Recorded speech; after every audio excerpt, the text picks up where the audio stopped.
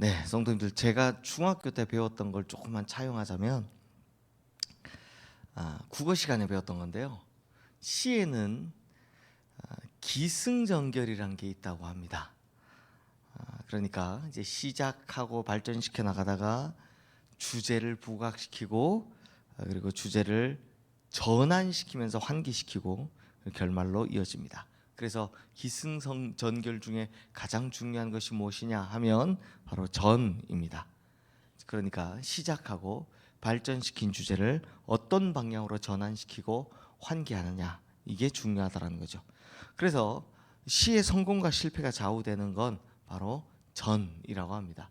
그러므로 전을 잘 표현한 시가 좋은 시라고 평가를 받습니다. 소설도 이하고 비슷한 구성을 가집니다. 소설은 중학교 때 배운 걸 차용하면 발달, 전개, 절정, 결말이라는 이 네 가지 구조를 가집니다. 그래서 이 발단과 전개에서는 등장인물을 굉장히 부각시키고요. 그리고 발달과 전개까지만 읽으면 이 앞으로 갈등이 어떻게 부각되고 해결될지 전혀 감을 잡을 수가 없습니다. 그런데 독자들이 전혀 감을 못 잡는데 절정이라는 순간이 딱 오면 그 갈등이 클라이막스에 오르면서 서서히 딱 해결되는 기미가 보이는 겁니다. 그래서 이 마지막 결말에 가면 그 모든 갈등들이 해소되면서 소설이 마무리되죠. 그러므로 이 절정 부분에서 갈등을 어떻게 부각시켜 해소시키느냐에 따라서 소설의 성공과 실패가 결정이 되는 겁니다. 자, 이런 맥락에서 본다면 고린도전서 13장은 고린도전서 전체 중에 바로 이 절정이라고 할 수 있을 겁니다. 그러니까 시로 치면 전이라고 할 수 있는 겁니다. 왜냐하면 고린도 교회는 심각한 갈등의 문제를 품고 있는, 그것도 아주 많이 품고 있는 교회이기 때문입니다. 세봤습니다. 제가 다 다룬 것도 아니고 뭐뭐 했냐 생각해보니까 분열의 문제 있었죠. 송사의 문제 있었죠. 음행의 문제 있었죠. 그리고 결혼한 사람, 결혼하지 않은 사람 서로 싸우는 문제 있었죠. 우상에 바쳐진 재물을 먹느냐 마느냐 문제 있었죠. 그다음 성만찬 문제 있었죠. 심지어 은사 받은 사람들끼리 패를 가르는 문제도 있었습니다. 그러니까 사실 이외에도 더 많은데, 뭐 종들의 자유인의 뭐 갈등 더 많은데 다룬 것만 이만큼입니다. 그러니 이런 문제만 놓고 본다면 사실 이런 교회에 희망이 있을 수 있는가 하는 생각이 들기 마련입니다. 그런데 바울은 이 모든 갈등을 이제 한 번에 해결할 수 있는 방법을 제시하는 겁니다. 즉 교회의 모든 갈등을 해결할 수 있는 열쇠, 그건 바로 사랑입니다. 네, 사랑입니다. 우선 바울은 사랑 없는 교회의 부끄러운 모습을 이렇게 설명합니다. 아주 유명한 말씀이죠. 우리 1절 말씀 함께 읽어보겠습니다. 내가 사람의 방언과 천사의 말을 할지라도 사랑이 없으면 소리나는 구리와 울리는 꽹과리가 되고. 자, 우리 이제 또 다음 주에 또 보게 되겠는데, 다음 주에 보게 되겠지만 고린도 교회는 방언하는 사람들이 엄청 많았습니다. 그러다 보니까 이 방언이 이 세상 말과는 좀 다르죠. 다르기 때문에 마치 사람들이 저 방언하는 사람의 목소리를 들으면 그 목소리가 천사의 음성처럼 들렸던 겁니다. 천사의 말처럼 들렸습니다. 그런데 방언 실컷 하고 나와서 막 욕을 하니 싸우고 이러면 어떤 생각이 듭니까? 방언은 하는데, 말은 천사처럼 하는데 정작 뭐는 없다? 사랑은 없다. 그래서 바울이요, 아무리 천사 같은 소리를 내며 방언을 해도 사랑이 없는 방언은 울리는 꽹과리와 같다, 소음과 같다라고 이야기하는 겁니다. 사람이 듣기에 좋은 말을 하고 천사의 방언을 할지라도 그 가운데 사랑이 없다면 그 말은 이미 소음에 불과하다라는 거죠. 그런 의미에서 고린도 교회 성도들의 말은 소음이었고요, 또 그 소음은 상대방을 시험에 들게 하고 불편하게 하는 말이었다라는 겁니다. 자, 성도님들 한번 생각해 보십시오.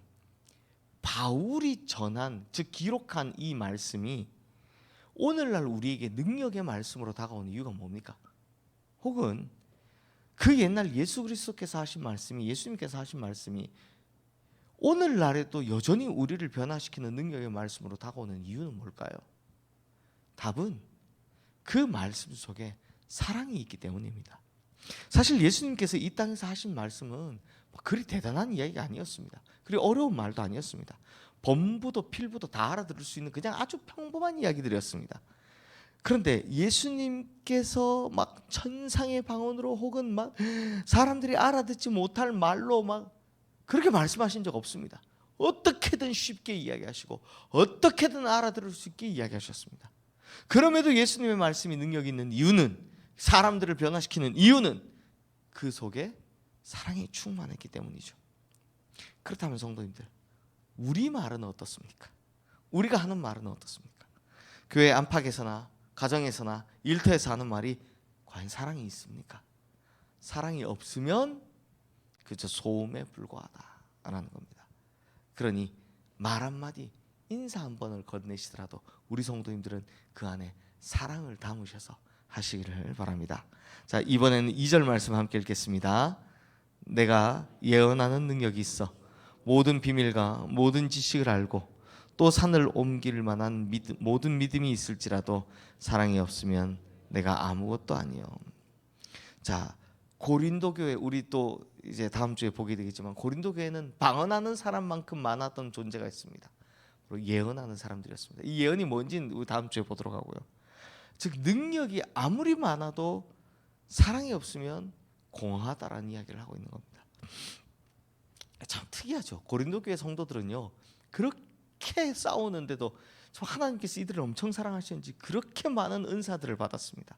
예언도, 믿음도, 뭐 가르치는 은사도, 지혜, 지식, 하여튼 수도 없이 많은 능력을 받았고 그 능력을 행하고 있었습니다. 그런데 그 능력을 행하면서 그들이 분열하고 당을 짓는 겁니다. 서로 자신의 능력을 가지고 이게 내가 잘났다고 싸우는 겁니다. 그러니 바울은 이렇게 해서는 아무리 귀한 능력을 가져봐야 공허하다라고 말씀하는 겁니다. 그러니 성도님들, 능력이 중요한 것이냐? 아닙니다. 능력이 중요한 것이 아니라 그 능력을 어떤 마음으로 행하느냐, 이것이 중요하다는 겁니다. 아무리 뛰어난 사람도 그 마음이 사랑이 없으면 소용이 없다. 성경은 이 이야기를 하고 있는 거죠. 그러므로 그 능력을 어떤 마음으로 행하느냐, 이게 훨씬 더 중요하다라는 겁니다. 성도님들, 하나님께서는 우리에게 달란트도 주셨고 능력도 주셨고 은사도 주셨고 각양다양한 것들을 주셨을 겁니다. 그렇다면 우리는 그걸 다 어떻게 사용하고 있습니까? 이 질문은 그 달란트가 혹은 그 능력이 혹은 그 은사가 얼마나 대단한 건지 얼마나 큰지 이게 중요하다고 하는 것이 아니라 어떤 마음으로 사용하고 있느냐, 이 질문이다라는 겁니다. 이건 제 질문이 아니라 주님이 말씀을 통해 하시는 말씀입니다. 그러니 하나님께서 바라시는 대로 원하시는 대로 사랑으로 그 능력을, 달란트를, 또 은사들을 행하시기를 주님의 이름으로 축원합니다. 성도님들, 예수님께서 죽은 자 살리신 건 실로 대단한 능력입니다. 그렇지 않습니까? 그런데 주님의 능력이 지금에 와서 진정으로 위대하다고 평가받는 이유가 뭡니까? 죽은 자를 살려서입니까? 아닙니다. 그 안에 예수님의 사랑의 마음이 온전히 담겨 있기 때문에 그 능력을 위대하다라고 하는 겁니다. 나인성 과부의 아들을 살리실 때도, 또 백부장의 죽은 딸을 살리실 때도, 죽은 나사로를 살리실 때도 예수님께서는 한 번도 그들에게 능력을 뽐내기 위해서 살리신 것이 아니라 그들을 사랑하셨기 때문에, 그들을 긍휼히 여기셨기 때문에 그 능력이 진정한 능력으로 나타나는 겁니다. 그래서 우리 3절 말씀 우리 함께 읽겠습니다. 내가 내게 있는 모든 것으로 구제하고 또 내 몸을 불사르게 내줄지라도 사랑이 없으면 내게 아무 유익이 없느니라. 자, 바울은 이제 여기서 가짜 사랑을 주의하라고 이야기하죠. 고린도 교회 성도들 중에는 구제도 열심히 하고요, 또 자기 몸을 불사르게 내줄 만큼 사랑이 충만한 것처럼 보이는 사람들도 있었습니다. 그런데 그렇게 보일 뿐이었다는 겁니다. 즉 위선된 사랑, 거짓된 사랑, 포장된 사랑, 즉 가짜 사랑이었다는 거죠. 가짜 사랑을 어떻게 설명할까 좀 고민하다가 이제 우리 사도행전에 나왔던 아나니아와 삽비라에 관한 이야기가 생각이 났습니다. 예전에 우리 오후 예배 때 김한태 목사님 설교하신 적이 있어서 생각이 났는데, 이 사람들은 자신의 재산을 다 팔아서 온 것이라고 사도들 앞에 딱 내놓았지만 사실은 거짓말하고 있었던 거죠. 그러니까 이 사람들은 겉으로 보기에는 내 재산을 다 팔아서 구제하고 있습니다, 구제에 힘써 주십시오 라고 굉장히 사랑이 많은 것처럼 했지만 사실은 뭐였습니까? 교회에서 더 높은 직책 받기를 원했고 사람들에게 더 인정받기를 원했고, 그래서 그들의 재산을 갖다 바치고 사실 나머지는 숨겨놨던 거죠. 거짓말하고 있었던 겁니다. 즉 그들의 사랑은 뭐였다? 거짓이었고 가짜였다라는 겁니다.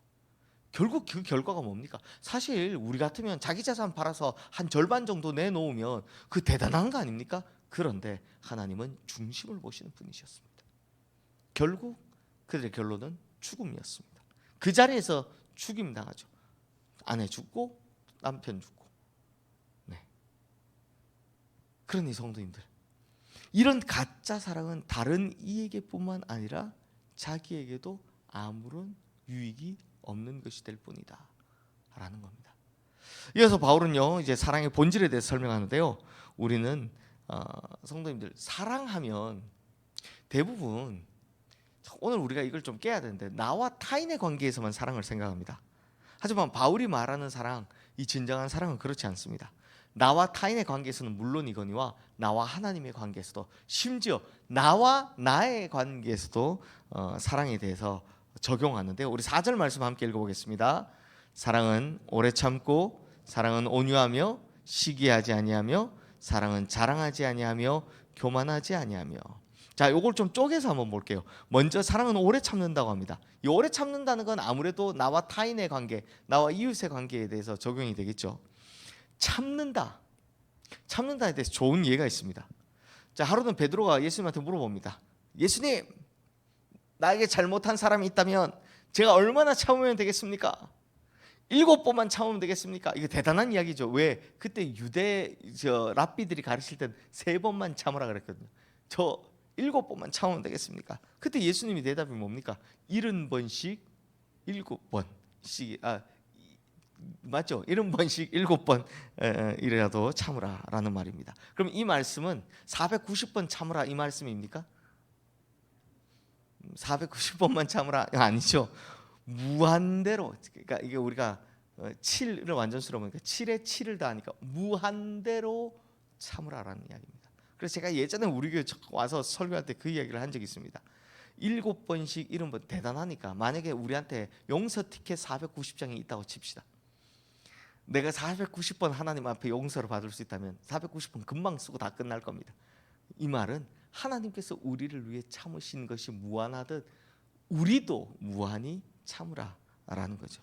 즉 이웃에 대한 사랑에는 한계가 없어야 한다라는 이야기를 하고 있습니다.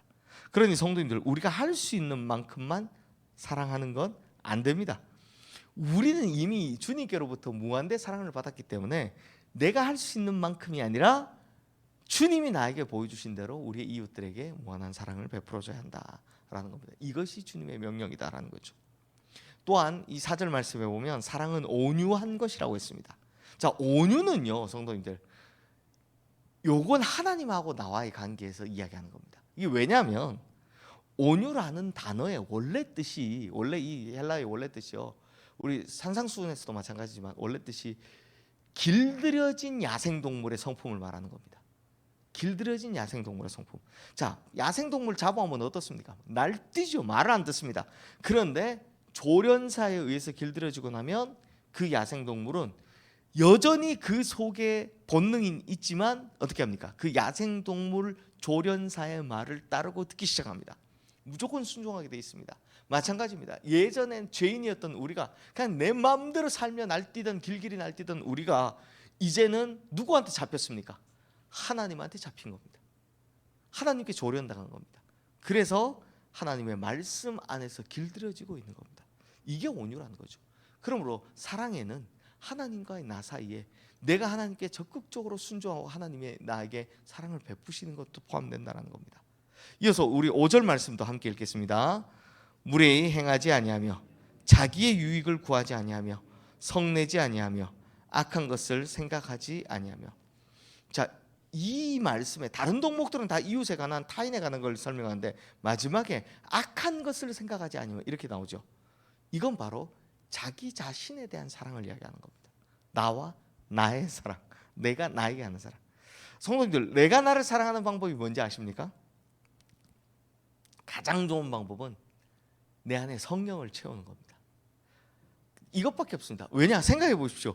우리 마음에 악으로 가득 차 있으면 이게 나에게 모든 표출되는 모든 것들은 다 죄가 됩니다. 그렇죠? 이게 나를 사랑하는 겁니까?